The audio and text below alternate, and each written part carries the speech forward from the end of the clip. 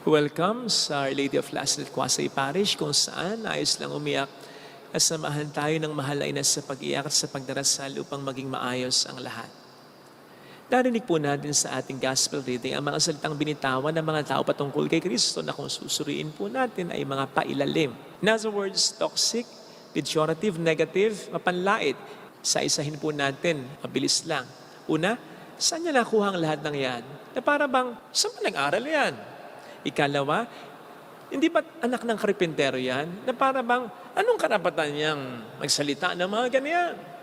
Ikatlo, i-paraphrase lang din natin. Hindi ba ang nanay niyan ay si Maria at ito ang mga kamag-anakan niya?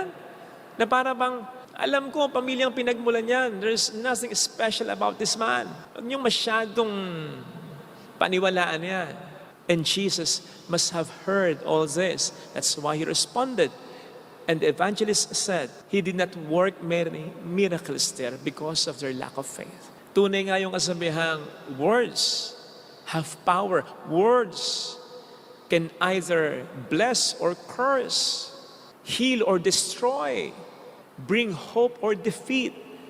At sa pagkakatong ito, naranasan yun ni Kristo.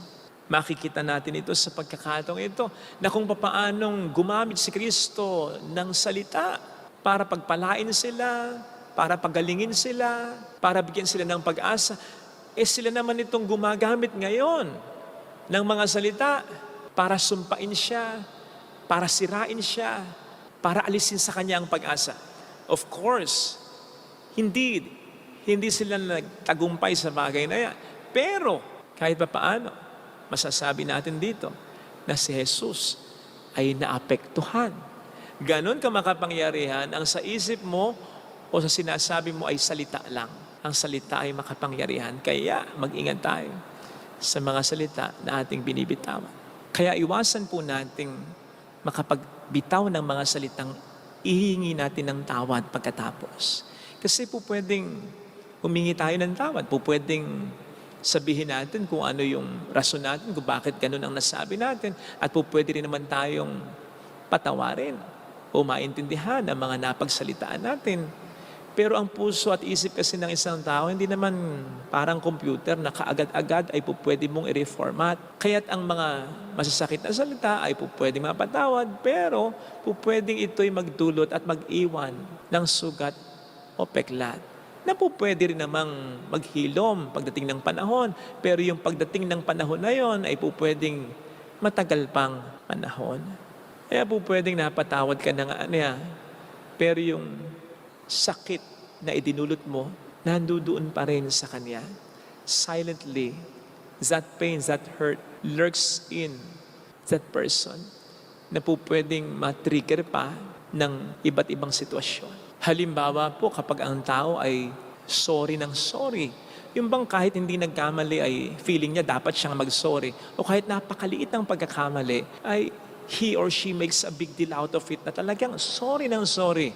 Ito raw kasi yung mga tao na lagi na lang napapagalitan ng bata pa. Laging nasasabihan ng lakang kwenta, bobo ka, lakang ginawang maganda, hindi ka katulad ng kuya mo, ng ate mo.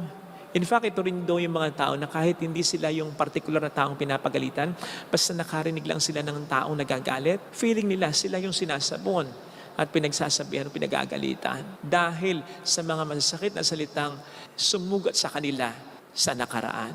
In the same way, may mga tao rin daw naman na kahit napakaganda ng mga ginagawa ay hirap na hirap pa rin totoong tumanggap ng compliments mula sa iba. Kahit pinupuri na talaga sila. Hindi dahil nagpapaka-humble sila, kundi dahil hindi nila talaga makita ang kanilang sarili bilang karapat-dapat sa mga papuri na binibigay sa kanila. At ang dahilan ay sapagkat tinipid naman sila o gineta sila o ginutom talaga sila sa mga affirmation ng bata sila.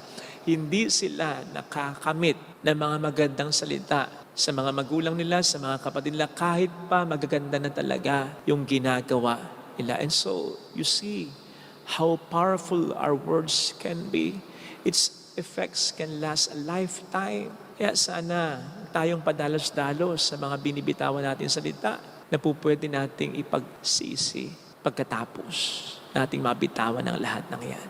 And so, I wonder kung malalaman lang talaga natin yung mga taong hanggang ngayon ay nagdadala pa rin ng pain, ng sakit, na mga salitang minsan ay binitawan natin sa kanila, kahit na sabihin natin nakahingi na tayo ng tawad sa kanila, kahit na sabihin natin pinatawad na tayo ng mga taong ito, kung meron lang talagang parang spiritual x-ray vision that can look into their souls, into their hearts, particularly on those scars na naiwan natin sa kanila, dulot ng mga pangit na salitang binitawan natin sa kanila. And I really wonder kung anong mararamdaman natin kapag nakita natin ang mga yon, especially when we realize na ito'y hindi lamang tungkol sa kanila, tungkol din ito sa atin talaga. Maliwanag po ang sabi ng ating Panginoon sa Mateo 12:34 na kung ano ang laman ng puso natin siyang nasasambit, namumutawi sa bibig natin. Sabi niya, ang mabuting tao talaga ay nakapagsasalita ng mabuti kasi puno ng kabutihan ang kanyang puso.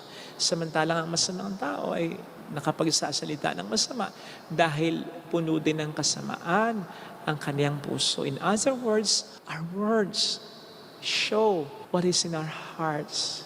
Kaya nga po ang sabi din ni Santiago sa James 1:26, sino mang nagsasabi o nag-aakala na siya'y relihiyoso o malapit kay Kristo, pero hindi niya kayang pigilin ang kanyang dila, particularly siyempre sa pagsasalita ng masama, niloloko lamang niya ang kanyang sarili.